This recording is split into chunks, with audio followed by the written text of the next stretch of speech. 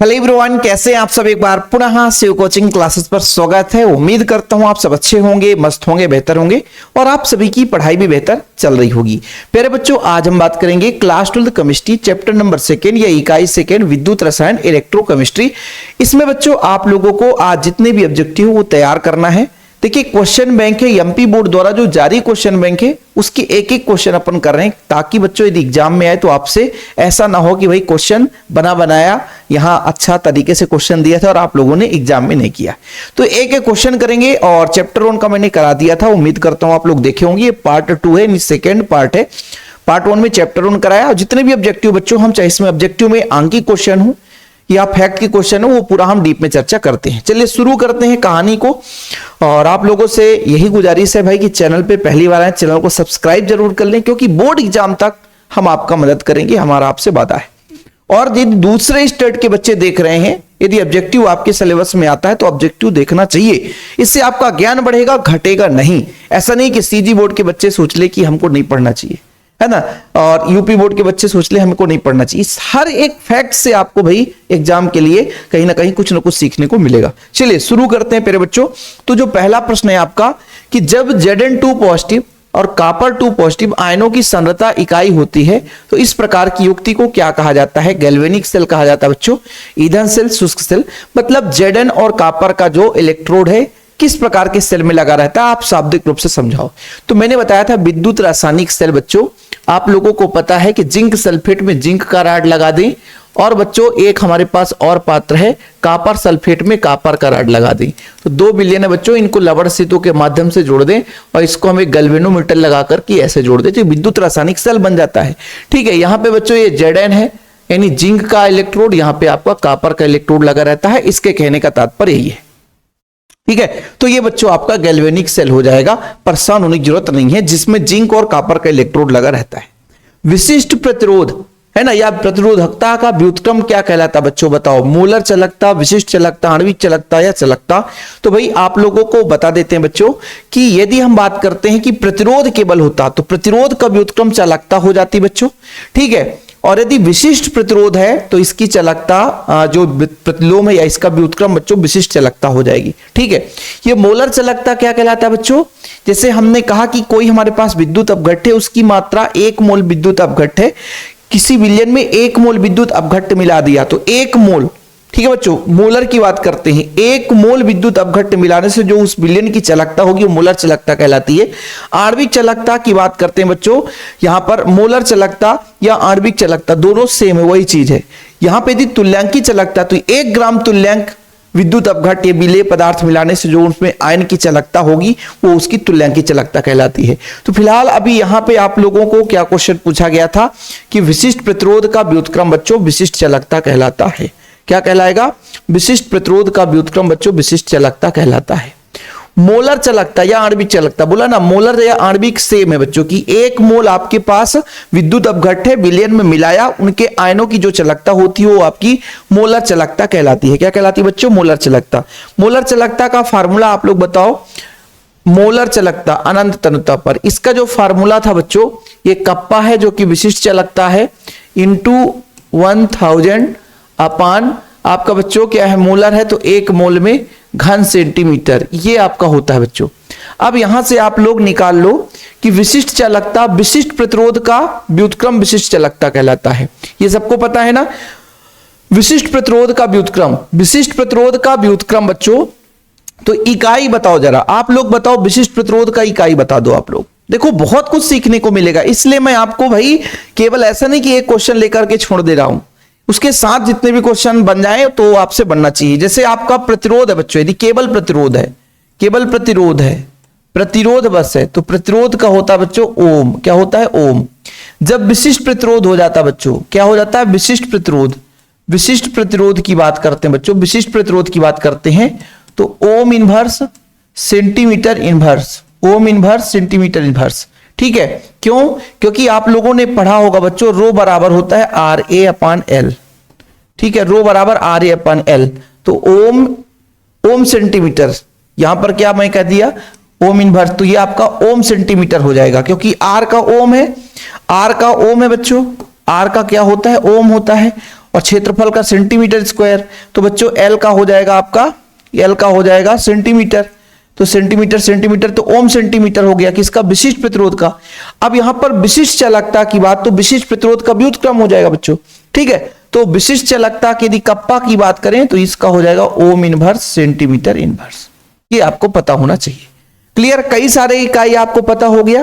क्या क्या इकाई, प्रतिरोध का व्युत्क्रम बच्चों, प्रतिरोध का व्युत्क्रम चालकता कहलाता है, तो प्रतिरोध का ओम है तो चालकता का ओम इनवर्स। ये तो क्लियर हो गया सर कि प्रतिरोध का ओम तो चालकता का ओम इनवर्स, विशिष्ट प्रतिरोध का ओम सेंटीमीटर तो विशिष्ट चालकता का ओम इनवर्स सेंटीमीटर इनवर्स। ठीक है बच्चों। अब यहां पर पूछा क्या गया है, मोलर चालकता, मोलर चालकता, मोलर चालकता बच्चों, तो हमने कहा kappa 1000 centimetre cube upon m यानी मोल। ठीक है बच्चों, तो कप्पा का क्या होता है, ohm centimetre, ohm inverse centimetre inverse, विशिष्ट चालकता है ना। सेंटीमीटर क्यूब है बच्चों, तो सेंटीमीटर क्यूब रहने दो, और यहां पे m का मतलब मोल, तो ये ऊपर जाएगा बच्चों, तो ओम इनवर्स सेंटीमीटर स्क्वायर, ओम inverse centimetre square mole inverse, ये आपका राइट आंसर हो जाएगा। क्योंकि सेंटीमीटर क्यूब है, 3 में से 1 घट जाएगा बच्चों, तो 2 आ जाएगा, सिंपल है। तो ओम इनवर्स सेंटीमीटर स्क्वायर बटा मोल। एक एक चीज इसलिए समझा रहा हूं क्योंकि हो सकता है क्वेश्चन ऐसे भी बन जाए, ये मत सोचना केवल क्वेश्चन बैंक में ही काम चलेगा।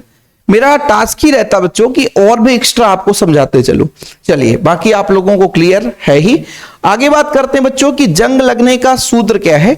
तो जंग की बात करते हैं बच्चों, तो जंग में एक क्रिया होती है, उस क्रिया का नाम है ऑक्सीकरण। ठीक है, जैसे लोहा है खुले में छोड़ दो तो विद्युत रासायनिक सेल की भांति कार्य करता है, और विद्युत रासायनिक सेल की भांति उसमें रासायनिक सिद्धांत लगता है बच्चों, ऑक्सीकरण की क्रिया होती है, और जंग का सूत्र होता है Fe2O3 इंटू XH2। सेल स्थिरांक किसे कहते हैं बच्चों, बताओ जरा, बड़े प्रेम से बताना सेल स्थिरांक क्या है। जैसे मैं कहता हूं कि एक हमारे पास सेल है बच्चों, 2 इलेक्ट्रोड हैं, तो यहां पर इलेक्ट्रोड के अनुप्रस्थ काट का क्षेत्रफल कितना है और उनके बीच की दूरी कितनी है बच्चों, इन दोनों का अनुपात सेल स्थिरांक कहलाता है, जिसे x से रिप्रेजेंट करते हैं। किससे, दोनों इलेक्ट्रोडों के बीच की दूरी और इलेक्ट्रोड के अनुप्रस्थ काट का क्षेत्रफल का जो अनुपात होगा वही सेल स्थिरांक होगा। L का है बच्चों सेंटीमीटर और क्षेत्रफल का सेंटीमीटर स्क्वायर, तो 1 सेंटीमीटर सेंटीमीटर कैंसिल, तो सेंटीमीटर इनवर्स इसकी इकाई हो जाएगी। तो बड़े प्यार से बताओ centimetre inverse, option number D इसका राइट आंसर हो जाएगा बच्चों। तो जब हम किसी सेल में बात करते हैं तो सेल के इलेक्ट्रोडों के बीच की कुछ ना कुछ दूरी होती है, तो इलेक्ट्रोडों के बीच की दूरी और इलेक्ट्रोड के अनुप्रस्थ काट के क्षेत्रफल का जो अनुपात है बच्चों, सेल स्थिरांक कहलाता है। क्या कहलाता है पहले बच्चों, सेल स्थिरांक कहलाता है। आगे बात करते हैं बड़े प्रेम से क्वेश्चन नंबर 6 की। देखिएगा बच्चों, क्वेश्चन नंबर 6 क्या कहता है कि जिंक जो है Zn2 पॉजिटिव में बनना, मतलब जिंक ने इलेक्ट्रॉन त्याग दिया, जिंक ने इलेक्ट्रॉन त्याग दिया। जब जिंक ने इलेक्ट्रॉन त्यागा बच्चों, 2 इलेक्ट्रॉन त्याग दिया, जिंक ने 2 इलेक्ट्रॉन त्याग दिया, और यहां पर बच्चों Zn2 पॉजिटिव बना लिया, और कॉपर ने 2 इलेक्ट्रॉन ग्रहण कर लिया, कॉपर ने 2 इलेक्ट्रॉन ग्रहण कर, 2 पॉजिटिव है, कॉपर 2 पॉजिटिव है, 2 इलेक्ट्रॉन ग्रहण कर लिया, तो ये आपका शुद्ध कॉपर बना लिया। हम जब बच्चों इसको क्या करेंगे, यहां पर 2 इलेक्ट्रॉन त्यागा है, यहां पे तो कंफ्यूजन मत होना कि सर जिंक का तो आपने गलत बता दिया, जिंक ने 2 इलेक्ट्रॉन त्यागा है तो Zn2 पॉजिटिव बनाया, 2 इलेक्ट्रॉन त्याग दिया। कॉपर 2 पॉजिटिव है बच्चों, इसने 2 इलेक्ट्रॉन ग्रहण कर लिया, ठीक है, तो कहीं ना कहीं ये कॉपर शुद्ध बना लिया, कॉपर शुद्ध बना लिया, खत्म। अब देखो बच्चों, इसने इलेक्ट्रॉन त्यागा है, तो इलेक्ट्रॉन का त्यागना ऑक्सीकरण, और कॉपर ने इलेक्ट्रॉन ग्रहण कर लिया बच्चों, तो जिंक ने इलेक्ट्रॉन त्याग दिया, तो यहां पर ऑक्सीडेशन हो गया बच्चों, और ये कॉपर ने इलेक्ट्रॉन ग्रहण कर लिया तो रिडक्शन हो गया। क्या हो गया, रिडक्शन, अपचयन हो गया। तो ऑक्सीकरण और अपचयन दोनों क्रिया होती है, वहां पे आपका रेडॉक्स अपक्रिया होता है। प्यारे बच्चों, कौन सी क्रिया होती है, रेडॉक्स अपक्रिया। अगला प्रश्न, संचायक सेल में प्रयुक्त होने वाला पदार्थ क्या है बच्चों, तो ये आपका कॉपर होता नहीं, सिल्वर सोडियम हो नहीं सकता है, क्योंकि सीसा संचायक सेल का नाम ही बच्चों तो लेड का ही प्रयोग होगा। इसके बाद SHE स्टैंडर्ड हाइड्रोजन इलेक्ट्रोड, यानी मानक हाइड्रोजन इलेक्ट्रोड विभव का मान कितना होता है, तो बच्चों मानक हाइड्रोजन इलेक्ट्रोड इसलिए बनाया गया ताकि किसी भी अर्ध सेल का हम इलेक्ट्रोड या विद्युत वाहक बल निकाल सकें, है ना, क्योंकि डिफरेंस ही होता है बच्चों, 2 इलेक्ट्रोडों के बीच का विभवांतर विद्युत वाहक बल है, और इसको अपन 0 मानकर चलते हैं। ऐसा बनाया गया है ये उपकरण को कि इसका मान 0 है, तभी तो हम लगा करके डिफरेंस निकालेंगे तो विद्युत वाहक बल निकल करके आ जाएगा। ठीक है, चलिए कोई दिक्कत नहीं है। लोहे में जंग लगने की क्रिया आपको मैंने बताया था अभी इसके पहले जस्ट की Fe2O3 × X H2O लोहे में जंग लगने का रासायनिक सिद्धांत है। और बच्चों लोहे के जंग लगने के रासायनिक सिद्धांत में एक क्रिया होती है, वो जो क्रिया का नाम है प्यारे बच्चों वो है ऑक्सीकरण। तो ऑक्सीडेशन कहीं पे दिख रहा है क्या, ऑक्सीकरण? तो भाई साहब यहां पर देखो ऑक्सीकरण है, तो option number D is the right answer. इसके बाद हम प्रश्न क्रमांक कहां पे पहुंच चुके हैं बच्चों, 10 नंबर पे पहुंच चुके हैं। बढ़िया है। अभी इसकी परिभाषा हमने बताई थी कि यदि चालकता सेल के इलेक्ट्रोडों के बीच की दूरी और इलेक्ट्रोडों के अनुप्रस्थ काट के क्षेत्रफल का अनुपात देखिए बच्चों, मतलब L/N की बात करें तो ये आपका सेल स्थिरांक कहलाता है। Option number C is the right answer. इसके बाद रिक्त स्थानों की पूर्ति करिए। मानक हाइड्रोजन इलेक्ट्रोड या नॉर्मल हाइड्रोजन इलेक्ट्रोड का सेल विभव कितना होता है, 0.0 वोल्ट। इसके पहले जस्ट अभी आपने पढ़ लिया है ना, तो ये रिपीटेड क्वेश्चन हो गया। लोहे पर जिंक धातु का परत चढ़ाना गैल्वेनीकरण कहलाता है बच्चों, गैल्वेनीकरण कहलाता है, गैल्वेनीकरण कहलाता है। लोहा है बच्चों, जैसे लोहा है, ठीक है, ये लोहा है, लोहे के चारों ओर हमने जिंक की एक परत चढ़ा दी। अब होता क्या है कि जिंक क्रियाशील होता है, तो क्रियाशील होने के कारण यदि यहां पे संचरित होगा तो पहले Zn बच्चों नष्ट होगा, है ना, तो पहले Zn नष्ट होगा, अंदर लोहा छिपा हुआ तो लोहा बच जाएगा।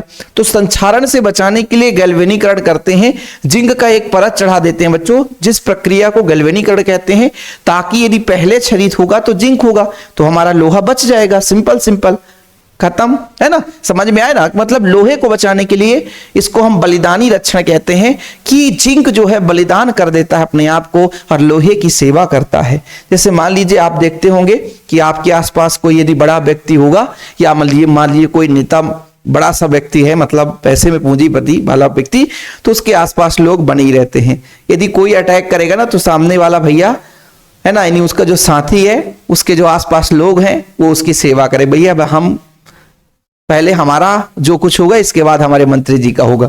यही हाल है यहाँ पे जिंक का।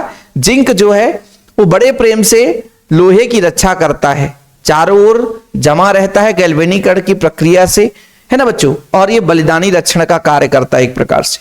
चलिए, सीसा संचायक सेल में विद्युत अपघटन का प्रयोग किया जाता है। सीसा संचायक सेल में H2SO4 का प्रयोग करते हैं, H2SO4 का प्रयोग करते हैं। किसका बच्चों, H2SO4, है ना। ऐसे पदार्थ जो जलीय विलयन में अत्यधिक आयनिक होते हैं, ज्यादा आयनित होते हैं, जल्दी से जल्दी जैसे ही जल में मिलाते हैं तो पूर्ण रूप से आयनित हो जाएं, तो ये प्रबल विद्युत अपघट्य कहलाते हैं प्यारे बच्चों, प्रबल विद्युत अपघट्य। एक बच्चे ने कमेंट किया था, क्या कमेंट किया था कि सर हमने अभी तक कुछ पढ़ा नहीं और कुछ समझ में भी नहीं आ रहा है, तो अभी भी कोई बिगड़ा हुआ समय नहीं हुआ कि भाई आप बिल्कुल बिगड़ गए, अब हम कुछ नहीं कर सकते, पास नहीं हो सकते, अच्छा नंबर नहीं ला सकते। इसके लिए बस अब आपको आज से तैयारी शुरू करना पड़ेगा और आज से भाई एकाग्र होकर के पढ़ना पड़ेगा, है ना। पुराने लेक्चर आप आसानी से देख सकते हो, अभी आपके पास काफी समय है। चैनल में जुड़ जाओ, जितना मैं कराऊंगा साइंस सब्जेक्ट के लिए उतना यदि आप कर लोगे तो डेफिनेट आपके अच्छे अंक आएंगे, ठीक है। चलिए, किस सेल में रासायनिक ऊर्जा को विद्युत ऊर्जा में बदला जाता है? देखो इसके दो आंसर हो सकते हैं। यदि बच्चों हम बात करें कि जो आपका विद्युत रासायनिक सेल है, ठीक है, रासायनिक ऊर्जा को विद्युत ऊर्जा में बदलता है, लेकिन ईंधन की बात की जा रही है कि किसमें ईंधन, तो यहां पे ईंधन सेल हो जाएगा बच्चों। ईंधन सेल में ईंधन को तुरंत फास्ट रासायनिक ऊर्जा से विद्युत ऊर्जा में बदला जाता है। अब यहां पर क्वेश्चन नंबर 6 बच्चों, 1 मोल Al3 पॉजिटिव को Al में अपचयन के लिए कितने फैराडे आवेश की आवश्यकता होगी?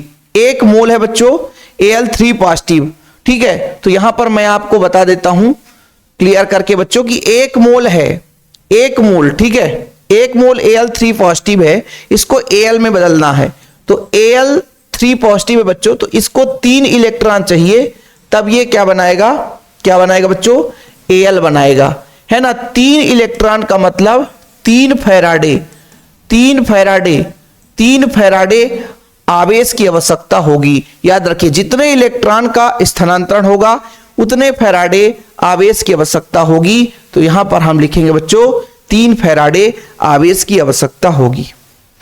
कितनी फैराडे बच्चों, 3 फैराडे आवेश की आवश्यकता होगी, ठीक है। किसी बच्चे कोई प्रॉब्लम हो तो बताओ भाई। चलिए अगला प्रश्न बताओ, अगला प्रश्न अगला प्रश्न कहता है कि गलित CaCl2 को 20 ग्राम Ca को प्राप्त करने के लिए कितने फैराडे की आवश्यकता होगी। आप लोग इसका सेम बताना बच्चों। मैं बता रहा हूं कि देखिए जितने इलेक्ट्रॉन का स्थानांतरण होगा, जितने इलेक्ट्रॉन का स्थानांतरण होगा उतने फैराडे की आवश्यकता होगी। देखिए प्यारे बच्चों, जब CaCl2 टूटता है, पहले आप समझो, यहां से बताता हूं, जब CaCl2 टूटता है, जब CaCl2 टूटता है तो Ca2 पॉजिटिव बनाता है और 2 इलेक्ट्रॉन निगेटिव। बोला क्या है कि इसमें Ca2 पॉजिटिव में हमको कितना इलेक्ट्रॉन जोड़ना पड़ेगा, 2 इलेक्ट्रॉन, तब ये कैल्शियम में बदलेगा।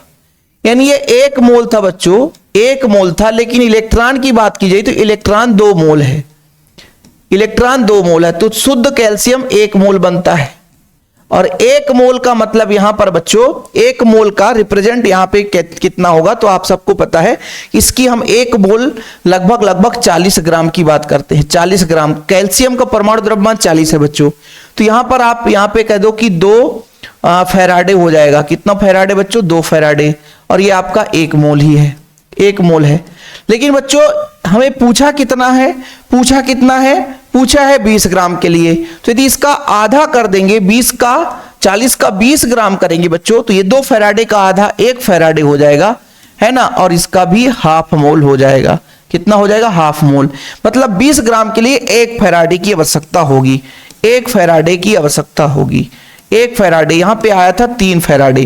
ठीक है बच्चों, H2O2 की ईंधन सेल की दक्षता 70, 75, 80 ऐसे रहता बच्चों, या 70 से 80%, 70 से 80%। कुछ बुक में 70 से 65% रहता है, कुछ बुक में 65 से 70% रहता है। तो 70 से 80% की क्षमता होती है लगभग।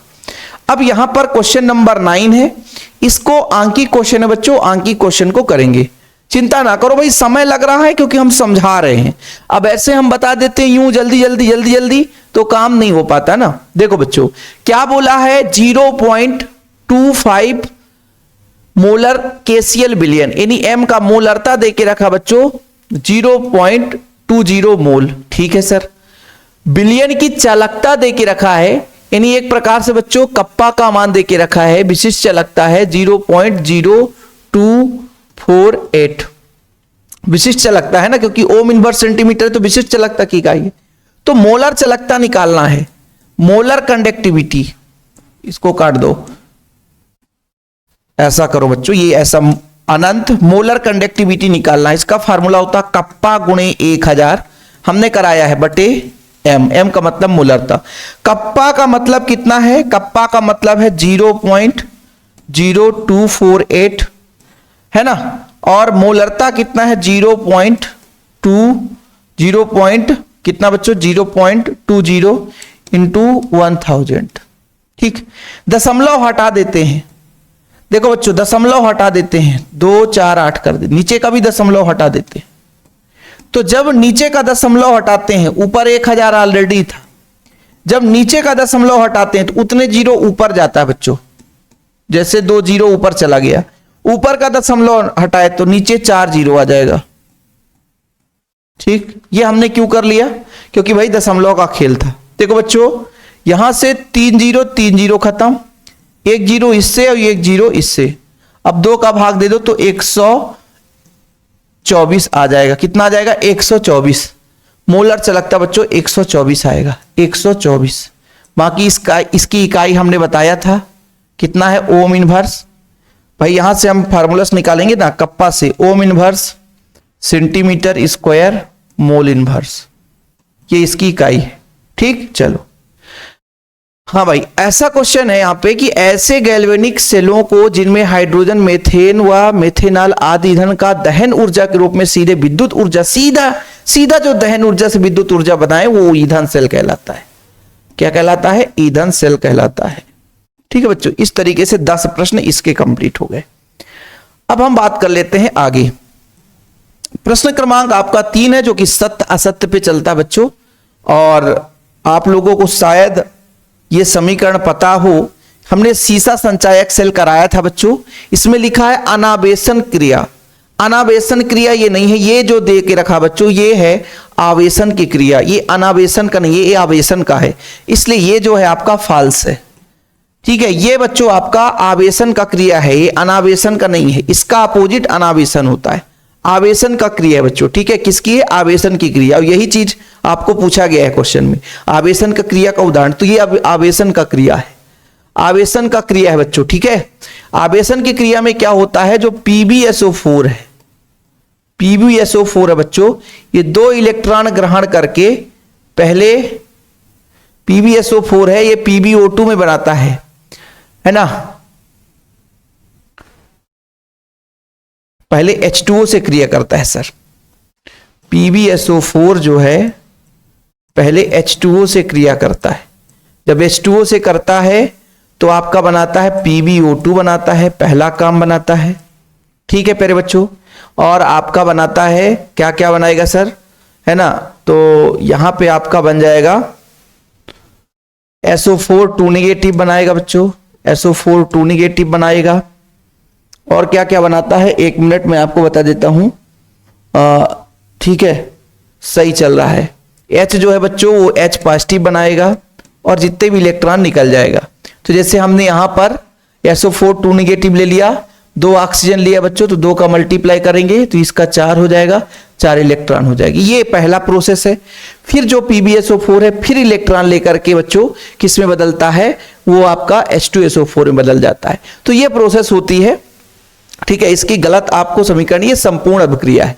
यदि आप लोगों को अभिक्रिया देखना है तो फिर इसका अलग से बना देंगे, सीधा संचय एक्सेल आपने पढ़ा ही होगा।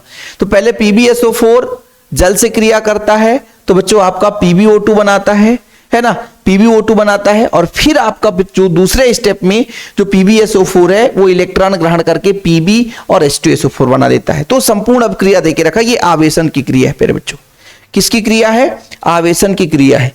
चिंता ना करो, यदि जरूरत होगी तो अपन वो भी देख लेंगे, जितना इलेक्ट्रॉन चाहिए होगा तो कर लेंगे अपन। ठीक है, अभी ये क्वेश्चन मिलेगा ना तो परेशान ना होना, क्वेश्चन अभी आगे मिलने वाला है। देखो, किसी विलयन की विशिष्ट चालकता के 1 घन सेंटीमीटर विलयन की चालकता होती है। बिल्कुल सही बच्चों, किसी विलयन, पहला असत्य है दूसरा सत्य है। किसी विलयन की आणविक चालकता उसमें विशिष्ट चालकता के उस आयतन के गुणनफल, देखो बच्चों ये कुल मिलाकर के जो आपकी विलयन की मोलर चालकता या आणविक चालकता है, ये कप्पा इंटू V के बराबर है। और बच्चों V का ही मान हम रखते हैं कि 1000, यदि m मोल मिला हो, m मोल की बात आ जाती, 1 मोल की बात आ जाती है तो ये फार्मूला, m मोल की बात आ जाती है तो ये फार्मूला हो जाता है। तो बोल के रखा है कि भाई यदि 1 मोल है तो सीधा सीधा आणविक चालकता उसके विशिष्ट चालकता और आयतन के गुणनफल के बराबर होता है। तो बिल्कुल सही है सर। अगला है 25 डिग्री सेल्सियस ताप, एक वायुमंडलीय दाब पर मोलर हाइड्रोजन, 1 मोल की बात की जा रही है। अब यहीं पे एक क्वेश्चन बन जाता है, यदि 1 मोल ना दिया हो तो फिर हम उसको गलत भी कह सकते हैं, लेकिन मोलर हाइड्रोजन बोल के रखा है, आयन के संपर्क में हाइड्रोजन गैस मानक हाइड्रोजन इलेक्ट्रोड का निर्माण करता है। तो बिल्कुल मानक हाइड्रोजन इलेक्ट्रोड यही होता है बच्चों, 1 मोलर सांद्रण 25 डिग्री सेल्सियस ताप और 1 वायुमंडलीय दाब पर हाइड्रोजन गैस प्रवाहित की जाती है और मानक हाइड्रोजन इलेक्ट्रोड बनता है। अनंत तन्यता पर, तो ये आपका ये भी सही है, ये भी सही है, ये भी सही है। अनंत तन्यता पर किसी विद्युत अपघट्ट की चालकता, आणविक चालकता का मान अनंत तन्यता पर उसके दोनों आयनों की चालकताओं के योग के बराबर होता है। बिल्कुल सही है बच्चों, है ना। अनंत लिखा है यहाँ पे, देखो मिसप्रिंट रहता है। F2 गैस प्रबल आक्सीकारक है क्योंकि इसकी इलेक्ट्रॉन बंधुता उच्च होती है। जब प्रबल आक्सीकारक है बच्चों तो ये दुर्बल अपचायक होगा, ये तो क्लियर है, इसलिए बच्चों ये भी आपका सही है। जब इलेक्ट्रॉन एक सिरे से प्रवेश करता है दूसरे सिरे से निकलेगा, ये आपका चालक है। इलेक्ट्रॉन यहां से प्रवेश कर लिया, यहां से निकल गया, तो धात्विक चालक के संगठन यहां पर कोई क्या बदलाव होगा? नहीं होगा बच्चों, कोई बदलाव नहीं होता, अपरिवर्तित रहता है। मतलब जैसे एक चालक तार है, इसमें इलेक्ट्रॉन बह रहा है, तभी साउंड कंप्यूटर में प्रवेश कर रहा है, लेकिन इस चालक तार में कोई परिवर्तन नहीं हुई, ऐसे ही चालक तार रहेगा। ठीक है, याद रखिएगा प्यारे बच्चों। ठीक है, अगला देख लीजिए बच्चों, गैल्वेनी सेल की वह अर्ध सेल जिसमें ऑक्सीकरण होता है एनोड कहलाता। बिल्कुल, एनोड की परिभाषा ही है कि किसी सेल में जिसमें आपका ऑक्सीकरण होगा वो आपका एनोड होगा बच्चों। ठीक है, सिंपल। एवं विलयन के सापेक्ष इसका विभव ऋणात्मक होता है। बिल्कुल सही होता है, ऋण चार्ज होता है बच्चों गैल्वेनी सेल में, ऑक्सीकरण भले होता है लेकिन ऋणात्मक होता है। ठीक है, एनोड है तो इसका मतलब नहीं कि धनात्मक हो जाएगा। 1 मोल MnO2 को Mn2 पॉजिटिव में बदलने के लिए 3 फैराड आवेश की आवश्यकता होगी क्या? ये आपका गलत है, ये आपका गलत है। ऐसा क्यों सर? ऐसा क्यों? देखो अभी मैं बताता हूं कि यहां पर लिखा है Mn4 2 नेगेटिव, तो इसका ऑक्सीडेशन निकालेंगे Mn का, तो X 4 ऑक्सीजन है और एक ऑक्सीजन का होता -2 बराबर में -1, क्योंकि -1 यहां पर लगा हुआ दिख नहीं रहा है। और इसको मैं टेलीग्राम में शेयर कर दिया हूं ना, शिव कोचिंग क्लासेस के नाम से टेलीग्राम में आपको मिल जाएगा। और यदि आप लोगों को लगता है कि सर हमें नोट्स चाहिए बोर्ड एग्जाम के लिए, तो आप लोगों के लिए एक प्रॉपर नोट्स तैयार किया गया है शिव कोचिंग क्लासेस के माध्यम से, और वो भी शिव सर के द्वारा। यदि किसी बच्चे को चाहिए तो कॉन्टैक्ट नंबर लिख लेना 9685 29 91 49, मेरा पर्सनल नंबर है। प्रॉपर ऑल चैप्टर के नोट्स, इसके मैक्सिमम ऑब्जेक्टिव भी आपको देखने को मिल जाएगी बच्चों नोट्स में, तो परेशान होने की जरूरत नहीं है। ओके, यदि कोई बच्चा चाहता है कि 100 रुपए में बढ़िया नोट्स लेना है तो कॉन्टैक्ट जरूर करें। चलिए यहां पर बच्चों Mn4 2 नेगेटिव में हम ऑक्सीडेशन नंबर निकाल रहे हैं, तो जब इसको कैलकुलेट करोगे बच्चों तो x बराबर आ जाएगा +7, यानी +7 अभी यहां पर है और इसको +2 में बदलना है, +2 में बदलना है, +2 में +7 है तो +2 में बदलना है। आप खुद सोचिए कि +7 को +2 में बदलना है तो कितने इलेक्ट्रॉन का स्थानांतरण करना पड़ेगा? 5 इलेक्ट्रॉन, और जितने इलेक्ट्रॉन का स्थानांतरण उतने फैराड आवेश की जरूरत होती है, ये आपको पहले मैंने बना दिया है ना, फैराडे की आवेश की आवश्यकता होगी। तो बताओ यहां पे +7 है, MnO4 1 नेगेटिव में Mn की जो ऑक्सीडेशन नंबर है +7 है बच्चों, लेकिन यहां पर हमको +2 में बदलना है तो 5 इलेक्ट्रॉन का स्थानांतरण करना पड़ेगा, यानी 5 फैराडे आवेश की आवश्यकता होगी। ठीक है, चीजें क्लियर? अब यहां पर आप देखो थोड़ा सा कि संक्षारण में धातु ऑक्सीजन को इलेक्ट्रॉन देकर ऑक्सीकृत हो जाता है, उसका ऑक्साइड बन जाता है, तो बिल्कुल सही है। संक्षारण की क्रिया बच्चों ऑक्सीकरण की क्रिया से ही संभव हो सकता है, ऑक्सीडेशन की क्रिया होती है, तो ये आपका सत्य है। मतलब 2 क्वेश्चन असत्य, पहला और एक क्वेश्चन नंबर 9, बाकी सबके सब सत्य है। बाकी ये तो आप लोगों को बच्चों बहुत सटीक है, सही जोड़ी मिलाइए आप 1 मिनट में कर लेंगे, है ना। देखो बच्चों सबसे पहले 1 फैराड जो होता है वो 96,500 कूलाम के बराबर होता है। विद्युत रासायनिक सेल को गैल्वेनिक सेल या डेनियल सेल के नाम से जानते हैं। कोलराउस बच्चों अनंतता पर मोलर चालकता उसके धनायन और ऋणायन के मोलर चालकताओं के योग के बराबर होगा।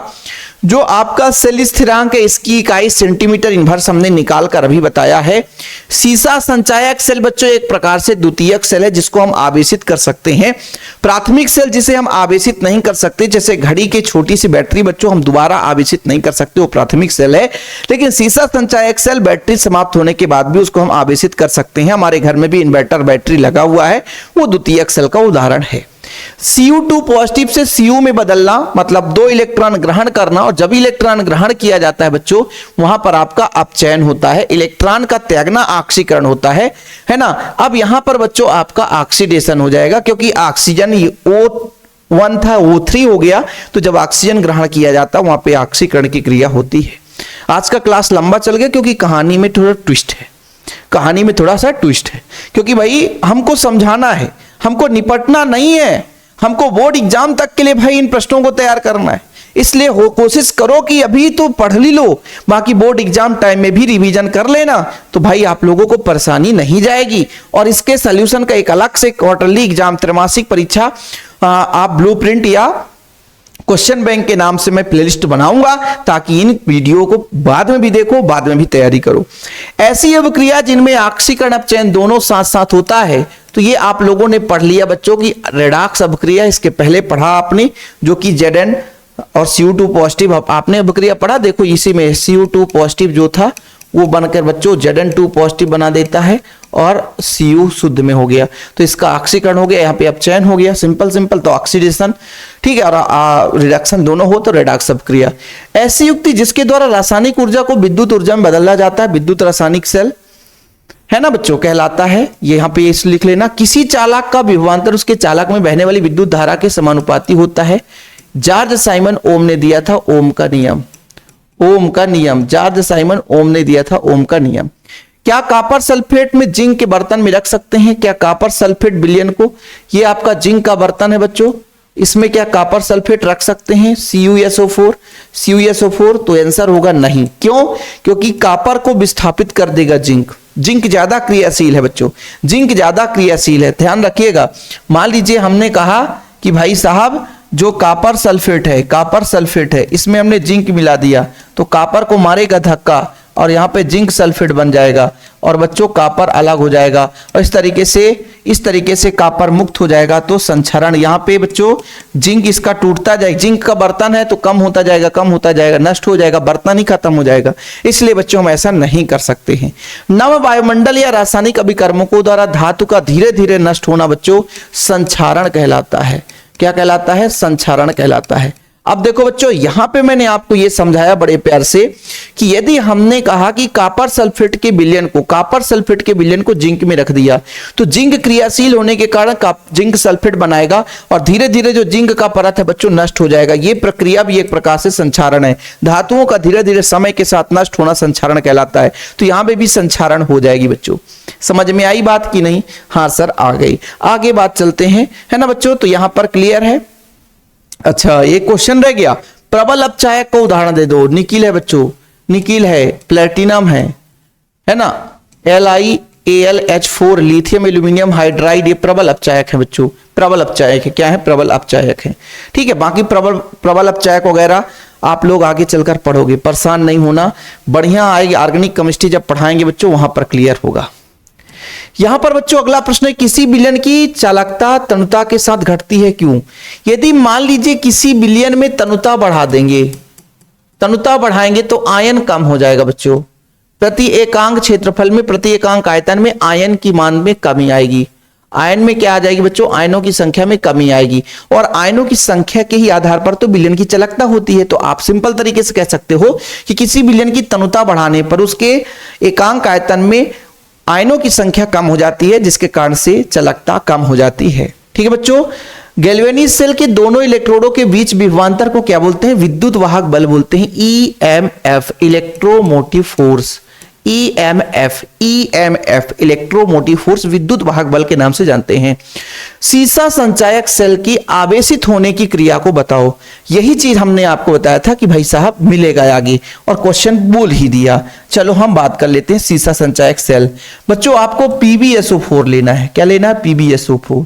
ये H2O से क्रिया करता है। तो पहला प्रोसेस तो ये है कि PbO2 बनाता है। ठीक है, साथ में बच्चों आपका SO4 2 निगेटिव अलग हो जाता है। ठीक है, और O2 है तो 2 का मल्टीप्लाई कर देंगे तो यहां पर बच्चों 4H पॉजिटिव बनाएगा, लेकिन इलेक्ट्रॉन यहां पर 2 निगेटिव बनाएगा। 2 इलेक्ट्रॉन 2 निगेटिव बनाएगा। अब ये जो PbSO4 है ना प्यारे बच्चों, PbSO4 ये 2 इलेक्ट्रॉन फिर से ग्रहण होगा। जब 2 इलेक्ट्रॉन ग्रहण करेगा बच्चों, 2 इलेक्ट्रॉन ग्रहण करेगा तो क्या बना सकता है? H2SO4 बनना चाहिए ना। साथ में आपका H2, ये 4H है ना बच्चों, ये 4H भी ले लो, 4H ले लो। ठीक है, जब 4H ले लोगे बच्चों, 4H ले लोगे तो आपका Pb अलग हो जाएगा। ठीक है, और H2SO4 बनाएगा। क्या बनाएगा बच्चों? H2SO4। क्या बनाएगा? H2SO4। ठीक है, अब देखो जरा, Pb हो गया, H2SO4 हो गया। H2SO4 में सर यहां पे 2 हाइड्रोजन ले लेते हैं। ठीक है, तो यहां पर SO4 की संख्या कितनी हो गई? SO4 की संख्या बच्चों दो गुनी हो जाएगी, 2 गुनी हो जाएगी, है ना, क्योंकि भाई साहब बैलेंस तो कराना पड़ेगा ना। 2H पॉजिटिव, हाइड्रोजन की जितना जरूरत होगा उतना ले लो, फिर इसको अपन क्या करेंगे बच्चों? बैलेंस करा देंगे। ठीक है, जितना हाइड्रोजन चाहिए उतना ले लो, परेशान होने की जरूरत नहीं, जितना हाइड्रोजन चाहिए उतना आप ले लो।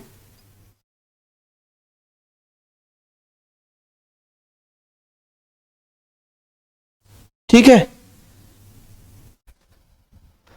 SO4 2 निगेटिव सर गड़बड़ हो जाएगा, क्योंकि SO4 2 निगेटिव कटना चाहिए, कटना चाहिए। कटेगा कैसे? कटेगा कैसे? कटेगा कैसे? कटेगा कैसे भाई?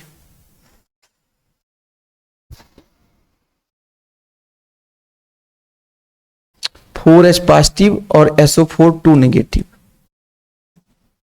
ठीक, ये भी ले लेंगे।